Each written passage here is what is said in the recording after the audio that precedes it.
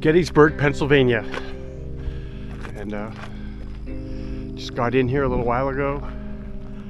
I went to the visitor center, but they don't allow cameras, and understandably it's a copyrighted movie and a cyclorama. They don't want people in there, so I'm up in the northern part of the Union line. It's a better battlefield view going on. So we're right at the top of the Union line towards Culp's Hill. And, the battle really happened down there, all the way down there.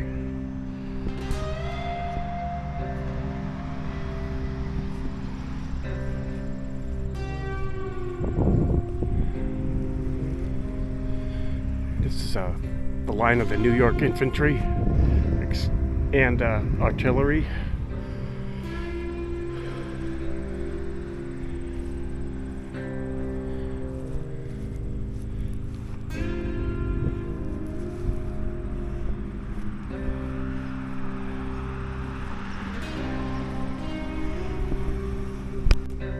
Shooting at the rebels over there. The Confederate side is over there, and the road in the middle is called Gettysburg Road. And a lot of the battle came over there to here, and had a lot of guns shooting over there. So I'm walking right along from north to south on the Union line, and they stayed here the whole time. And Confederates came up and tried to knock them off this hill, this little rise here. Didn't do it. So along this line here, all the regiments on that day put up their monuments of where they were that day. The 2nd and 3rd of July, 1863. This is the 12th New Jersey. Every state, is put a monument here if it was here. Every regiment, they put them in like 30 years later, 40 years later. Came right there, all across that field. Pickett's charge.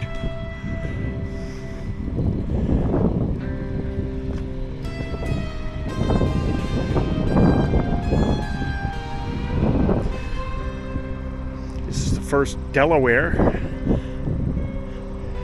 See that the monument was put in 1885, so 25 years later, when they were older men and they got their money together and they put up their monuments. There's a bunch of ladies jogging. That would have been a distraction on the battle day.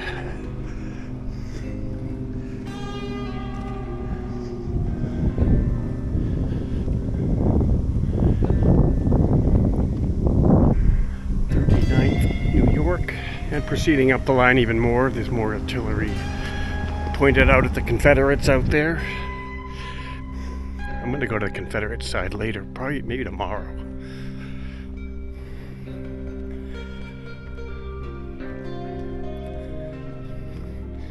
It's a beautiful place. It's a real warm day here. It's October 26th.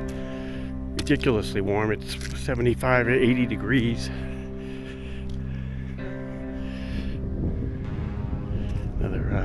Our artillery brigade. It's the angle.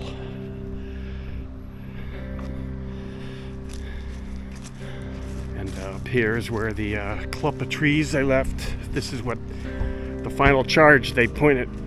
General Lee said, attack that clump of trees. That's clump of trees in 2023. And so they would have come all the way across there, getting nailed by artillery the whole time.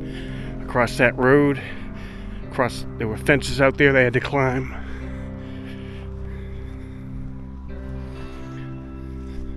So this little spot is actually the climax of the battle. That the afternoon, late afternoon, the 3rd of July, 1863. This is where the Confederates thought they could knock one through, and they never did.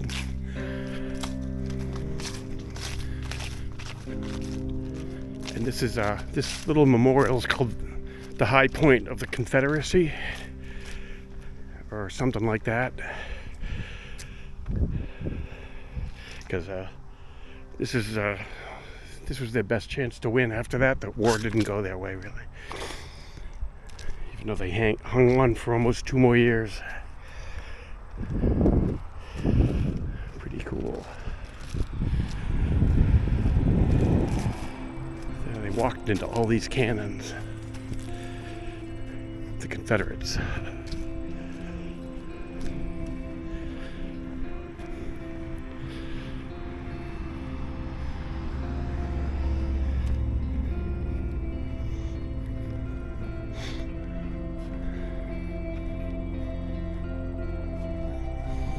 Here's a monument right here along the line of attack. This is the 7th Michigan, the 3rd Brigade of the 7th Michigan Infantry Division.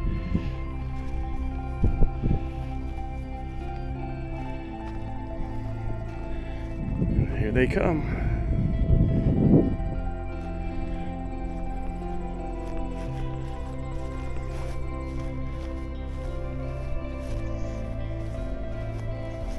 Really cool to be here, and I know a lot more about this battle than I did the last time I was here.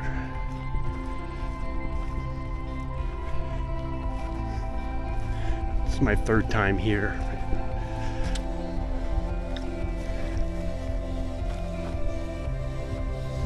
The 20th Massachusetts Infantry. It's a big rock, granite. This is where they were in the battle line. The position occupied of the 20th Massachusetts Infantry.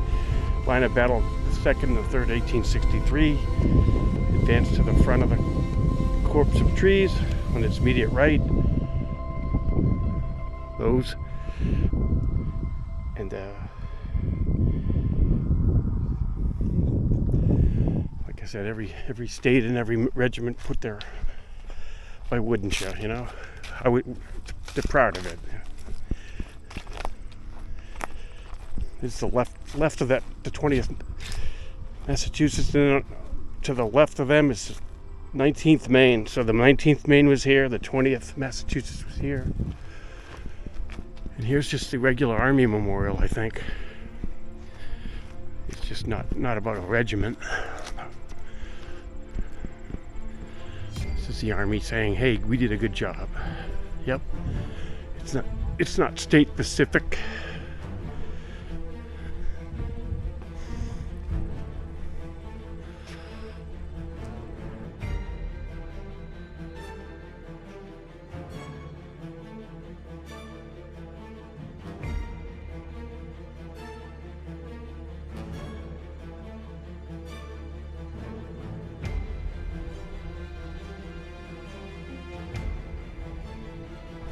So here at the Pennsylvania Monument, the Commonwealth of Pennsylvania, in honor of her sons, who on this field fought for the preservation of the Union July 1st, 2nd, and 3rd, 1863. Pretty cool. So you can walk up it, see at the top. Imagine if they added a school. Oops. Or elevator. Thanks. So all these... Good workout. Yeah. Who's that? That's Abraham Lincoln. Oh.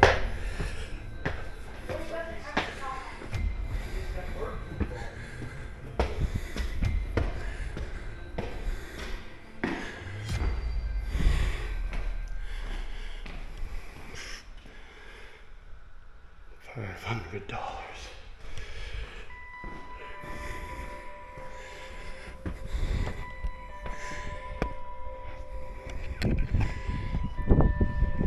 Top of the Pennsylvania Memorial. State sponsored.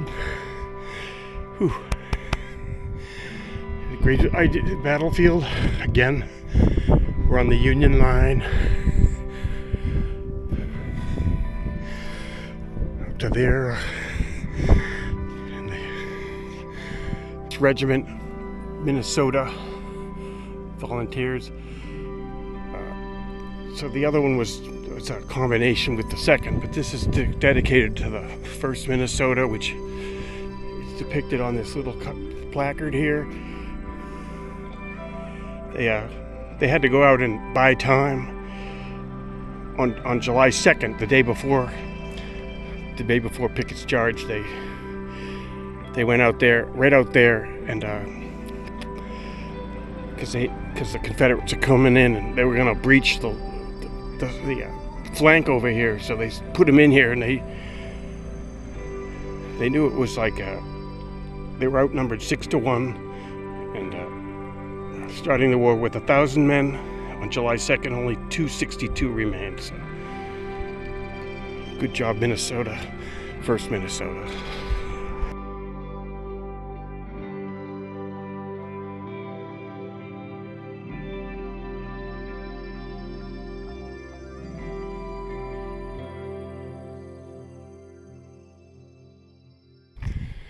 Well, I'm down here at a Little Round Top, but I think they're doing a replanting and redoing it, and obviously they don't want people in there. Go away, go away. Fencing all around. You can't even go up there at all. I should have maybe asked somebody. Oh well, next time. Up there was the battle, the famous battle on July 2nd with the 15th Alabama and the Texas regiments attacking up this side of the hill, the other side, I mean. And they didn't get, if they had made it up there, they would have breached the line, the flank, but obviously they don't want people up there, so I'm not gonna go up there.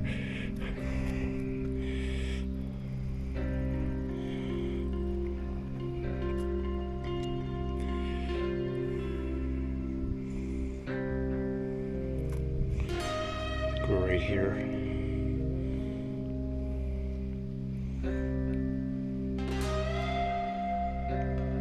Yep, it's closed to all visitation. They're working on it, so I'll go back. But so this is a southern end of the Union line, and I got like a 1.5 mile walk. Devil's Den down there. I'm not gonna walk over there. All right, next video will be the Confederate side, and I'm still walking down to Little Round Top, which is right over there. There's a big monument for the General Sedgwick. He was a big shot on this battlefield that day, and it looks like they just redid this thing. It's really pretty. No oxidation. Erected by the state of Connecticut in grateful memory of the service given to the nation by her honored son, John Sedgwick, loyal citizen and illustrious soldier, beloved commander.